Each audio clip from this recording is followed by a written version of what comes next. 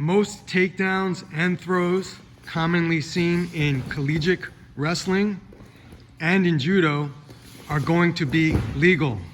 However, keep in mind, you are generally responsible for the safe landing of your opponent.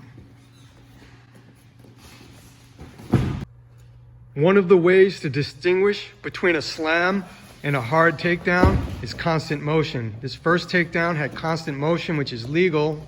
However, this one, he poses and then deliberately drops his weight on his opponent to cause injury, which is illegal. Scissors-style takedowns are only legal when you have a connection to your opponent's body and one hand on the floor. This will help prevent knee injuries from other types of flying scissor takedowns. In some divisions, it is not permitted to jump guard, meaning jump on top of your opponent to pull him in the guard, nor is it permitted to do jumping or flying submissions. Although you will be conceding takedown points, it is permissible to pull guard. That is where you don't put your weight on your opponent and you just pull them straight down. Occasionally, a grappler may appear to be jumping guard. However, if a takedown is initiated and they respond with some degree of elevation, the referee may allow it to go in those age groups that otherwise may not allow jumping guard. Under no circumstance is it permitted to slam your opponent who has you in the guard or to escape a submission hold from the guard. You're not allowed to backsplash to escape a back-mounted position.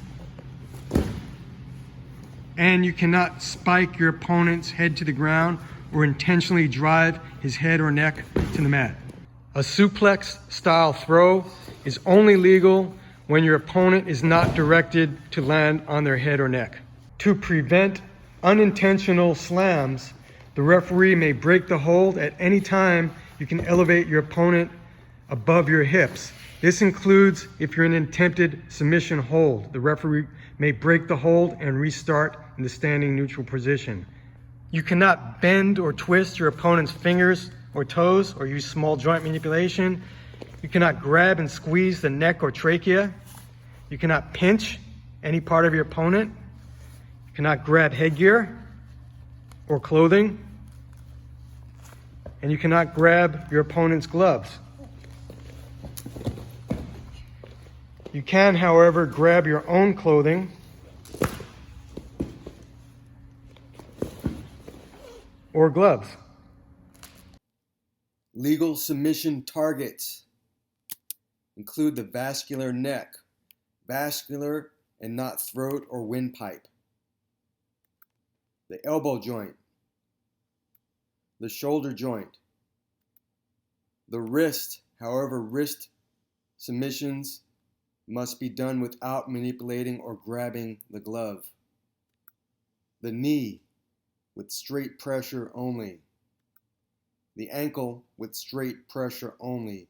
Straight pressure meaning not twisting, straight applied submission holds.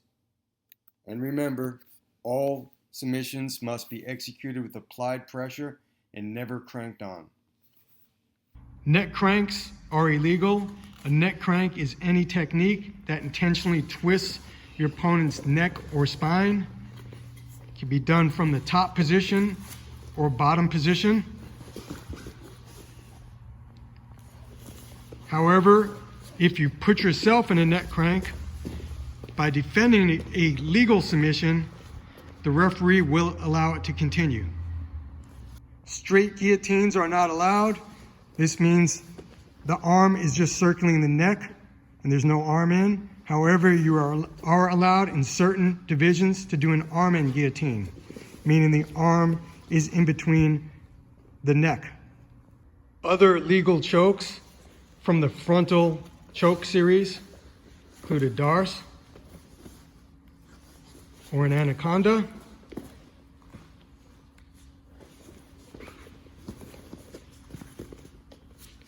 or a Peruvian necktie. Again, these all have to have one arm in to be legal. Rear naked chokes are from the back and are not considered arm in chokes. The same applies to an arm triangle. That is not considered an arm in choke because it is not from the front, and obviously a standard triangle is not an arm in choke. These are legal for all age groups. The only legal leg submissions are straight ankle lock or Achilles lock and a straight knee bar. And again, only for the age group that permits this. Leg submissions that involve twisting pressure are illegal for all age groups. This includes heel hooks, toe holds, and calf slicers. No age group are permitted to do these.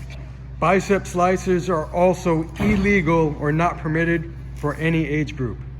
Submissions or holds that use twisting pressure against the neck or spine are illegal.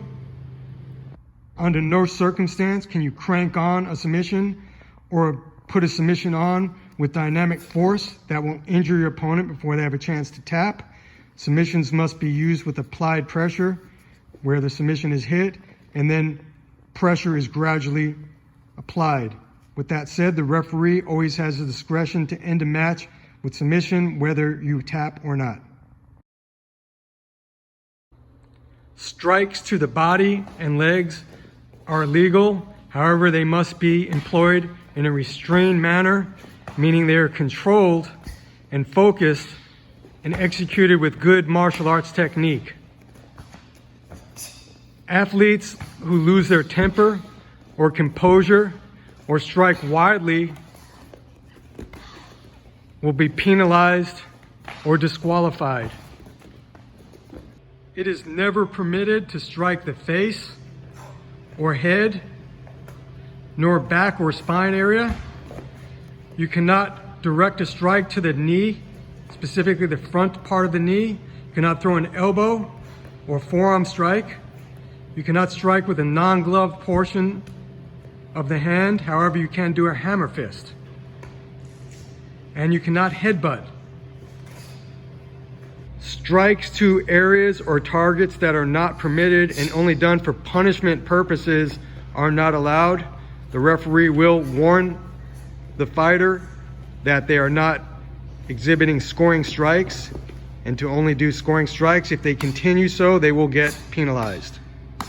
Again, strikes have to be for scoring purposes. Therefore, they must hit only legal target areas with legal techniques. You're not permitted to do kicks to the kidney from the bottom or top. You cannot stomp on a grounded opponent or kick them. You cannot do up kicks. However, you can grab a limb, use a leg kick to set up a scoring technique such as a guard pass, which scores for side control. In divisions that allow knee strikes, specifically grounded knees, you must have control of the upper body with one knee on the mat to execute a legal knee. You are not permitted to throw knees or any type of kick from a standing up position. The top athlete is limited to 3 scoring ground strikes per position. Once in the guard, any form of the guard is considered the same position, so only 3 strikes from any form of the guard. However, when you're on side control, you can get 3 strikes from side, do a simple position adjustment like knee on belly, and you can get 3 more scoring. The same with north-south or just transitioning to the opposite side. So for when you're in side control, all you have to do is do a positional adjustment. However, once you're in mount, again, you're only limited to 3 scoring strikes for any form of the mount position. Mount is basically straddled on the grounded opponent. Same applies to back mount. Break.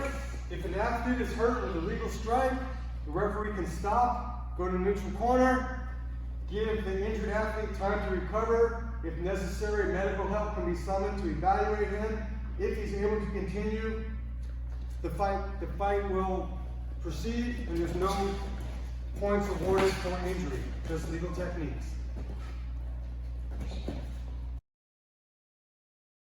USFL rules and scoring is meant to facilitate maximum technique and action without any stalling.